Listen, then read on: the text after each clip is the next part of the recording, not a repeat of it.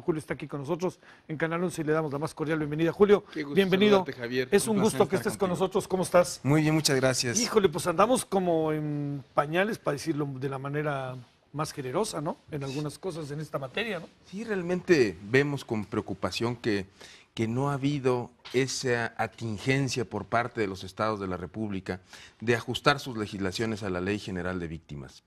Es una ley que contiene muchos derechos que deben de ser garantizados por los estados de la República y sin embargo, pues ya lo decías tú, son pocos los estados de la República que han tomado con la debida seriedad y con el debido respeto a la dignidad de las víctimas esta ley para ajustar sus legislaciones, que no es una cosa del otro mundo, ni Sí, tienen claro, claro. que pararse de manos, ¿no? Simplemente ajustarla, invertir el dinero que se necesita para estos ajustes y bueno, pues darles a las víctimas esa dignidad que desde hace tanto tiempo, ya lo decías tú y lo decía ahora Fox en ¿Qué el cosa, periódico, ¿verdad? Sí. No se ha dado, ¿no? A ver, Julio, digamos, es una ley que se aprueba por todos.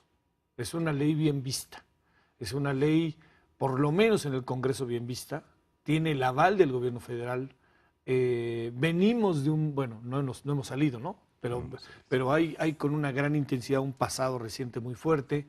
Ha habido grupos organizados por todos lados, Movimiento por la Paz con Justicia y Dignidad, ONGs, lo que ha pasado en Chihuahua, etcétera.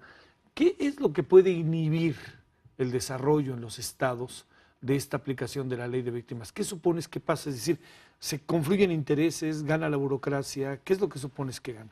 Yo creo que son varias cosas. Desde luego que la Ley General de Víctimas implica un duro golpe al gobierno mexicano, porque implica la aceptación del problema, Claro. ¿no? Pero como en el alcoholismo y en otras enfermedades, la aceptación del problema es el comienzo de la solución. Sí. De manera que si los estados no quieren admitir que tienen un problema de delincuencia organizada, que tienen un problema de infiltración de la delincuencia en sus cuerpos policíacos, que no tienen la infraestructura suficiente para hacer esta búsqueda de personas, esta localización de personas, instrumentos tan simples como el ADN, como el reconocimiento facial, como registros de huellas dactilares que han sido superados desde hace decenas de años en otros países y que en México, pues realmente, como lo decías, estamos en pañales.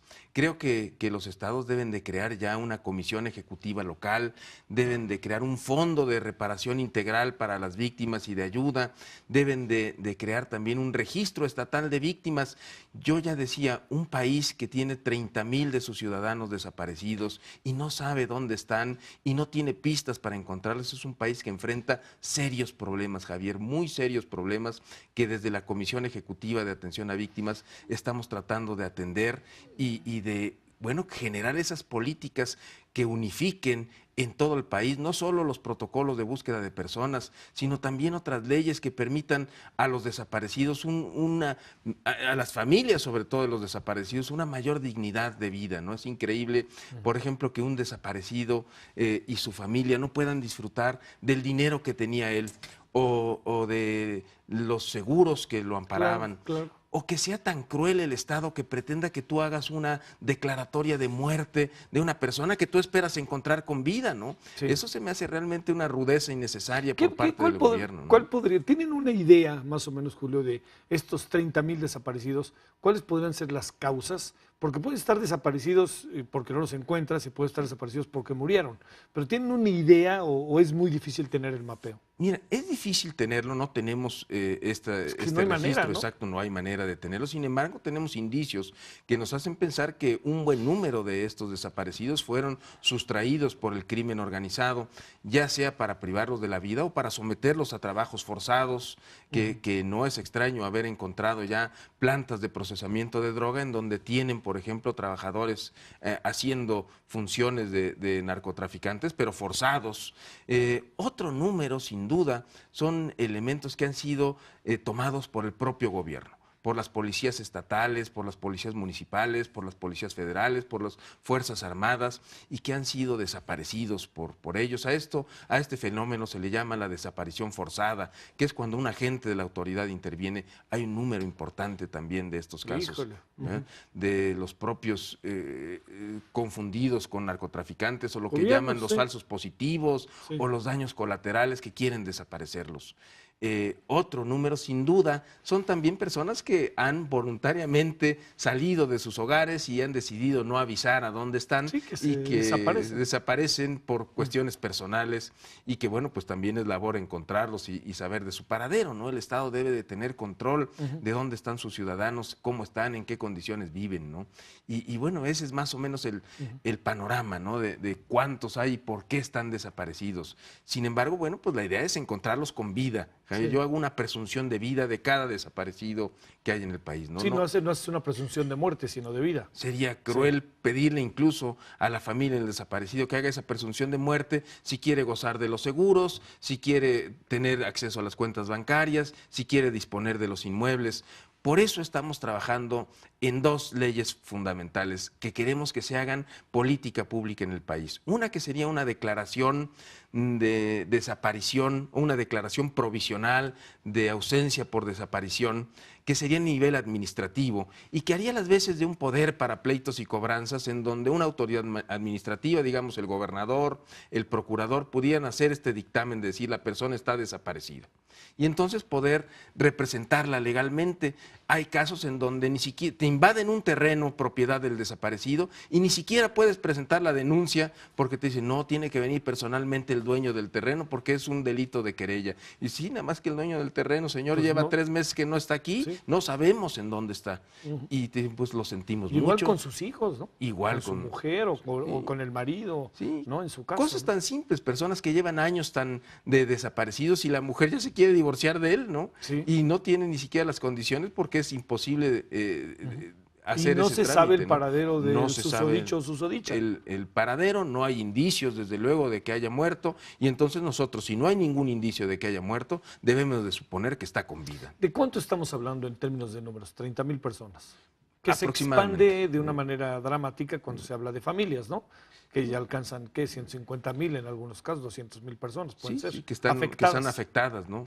¿Y en dónde se concentra más? Bueno, desde luego la desaparición es un fenómeno que abarca del centro hacia el norte del país con mucho más, ¿no? Coahuila, Tamaulipas, Michoacán, Guerrero, son los estados que dominan en Nuevo León. Si hacemos una línea hacia el sur, vemos que el problema va disminuyendo hasta casi cero, ¿no? Hay estados de la República como Campeche, como Yucatán, que andan cerca de la tasa cero en materia de desaparecidos, ¿no? Entonces, ¿qué están haciendo esos estados que tendrían que hacer los otros estados, ¿no? ¿Y qué pasa al interior de los estados, ¿no? Que esa es otra variable. Hay una parte que tiene que ver con lo que el gobierno federal ya lanza, que es esta ley de víctimas, el planteamiento que se está haciendo. Supongo que en algunos municipios esto ha de ser verdaderamente una cosa de locura, ¿no? O sea, por la falta de instrumentos, etcétera. Y además, un poco con la manga ancha, ¿no? Que si un estado, por ejemplo, Baja California Sur, no le entra, lo que no puede pasar ahí, ¿no? No, y lo vemos, por ejemplo, acabamos de estar en Chiapas, en donde un esposo, porque su esposa no cortó un par de manzanas para dársela a la suegra, dispara en 2 ocasiones en la cara de ella con una escopeta. Ay, Dios. Y a punto de matarla la deja ciega. El municipio, Amatenango del Valle, en Chiapas, ni siquiera se interesó en el asunto. No fue a prestarle ayuda médica a la persona. Nosotros lo citamos para hacerle saber su responsabilidad, no fue a la cita.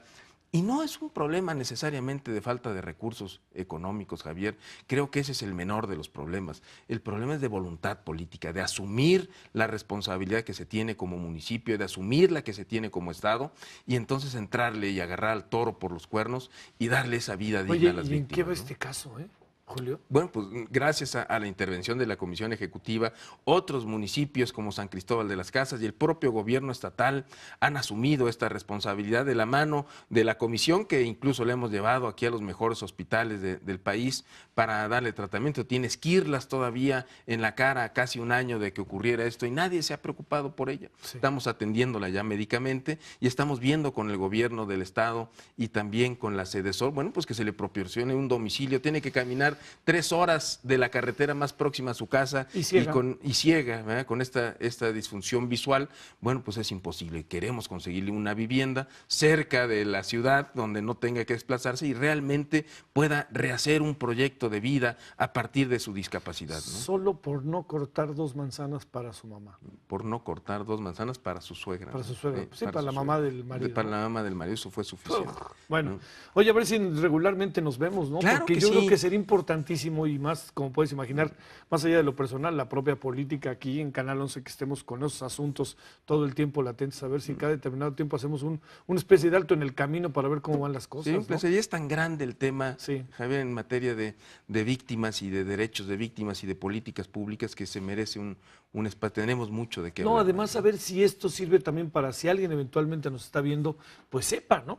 Que tiene de dónde asirse, ¿no? Claro. Que tiene de dónde tomar decisiones e incluso derechos, ¿no? Sí, sí, por supuesto. Todas las víctimas que se acerquen a la Comisión Ejecutiva y a los estados de la República y municipios que han incumplido, que también lo hagan, porque los vamos a ayudar a cumplir con la ley. Sí. ¿no? Hay que señalarlos, no tanto para fustigarlos, sino para proponerles que actúen, ¿no? Claro, sí, sí, bueno. por supuesto. Hay muchos estados que no han hecho su tarea, ¿no? Julio, muchas gracias por venir. Javier, fue un Ha placer. sido un y estoy gusto, a tus órdenes Gracias. Igualmente, completamente. muchas gracias.